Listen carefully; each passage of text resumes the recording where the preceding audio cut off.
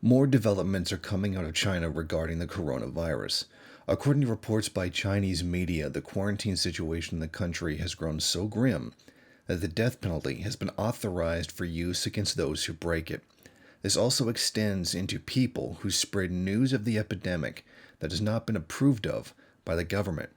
Here are some of those violations: refusing to undergo quarantine, compulsory quarantine, or treatment, and those negligent causes the transmission of the new coronavirus with serious circumstances and endangers public safety may be suspected of violating the provisions of Article 115, Paragraph 2 of the criminal law, a maximum of 7 years.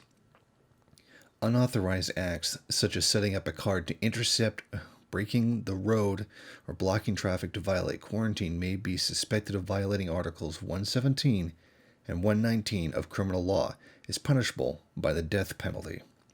Fabricating false or terrorist information related to the new coronavirus epidemic, or knowingly disseminating such false or terrorist information and intentionally disseminating it, seriously disrupting social order, crime of fabricating and intentionally disseminating false information, a maximum sentence of 15 years.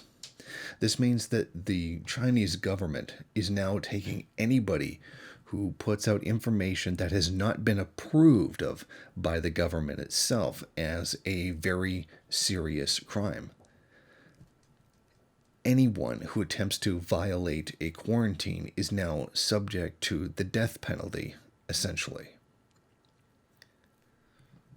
Now, a new study by Chinese scientists confirms that the majority of the deaths are above 40 years old.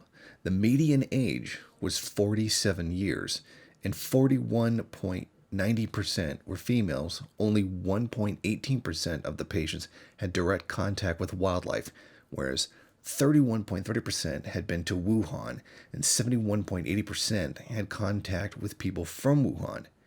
Fever, 87.9%, and cough, 67.7%, were the most common symptoms. The incubation period is higher than previously believed. Potential incubation period of 24 days. This means that a minority do not show symptoms for about 3.5 weeks, almost a month, which means the ability of the virus to travel undetected is greater than previously known. There are also many other reports coming out containing much more shocking incidences.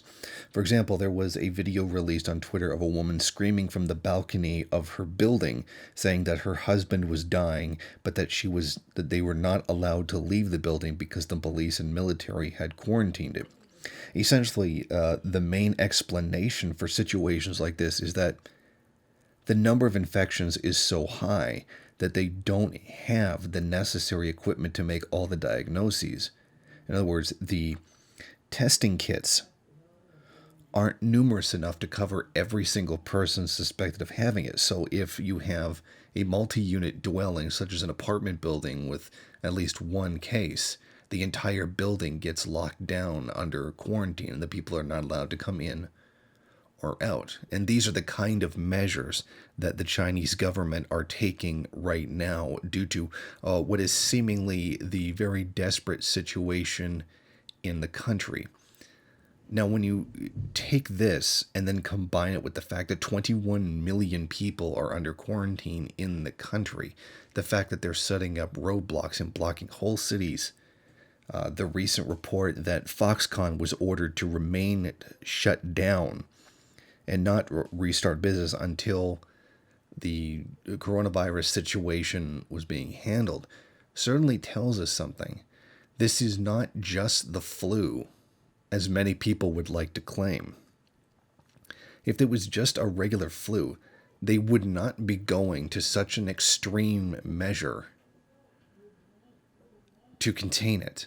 They would not be causing tens of billions of dollars in damage to their own economy for something that was as common and harmless as the regular flu. Very clearly, there is something more going on here than we are being told. Thank you for watching. If you like this program, then please head over to my Patreon page and set up a monthly donation. It's your donations that keep this program running. Also, if you would like, please rate, comment, subscribe, and share in various social media.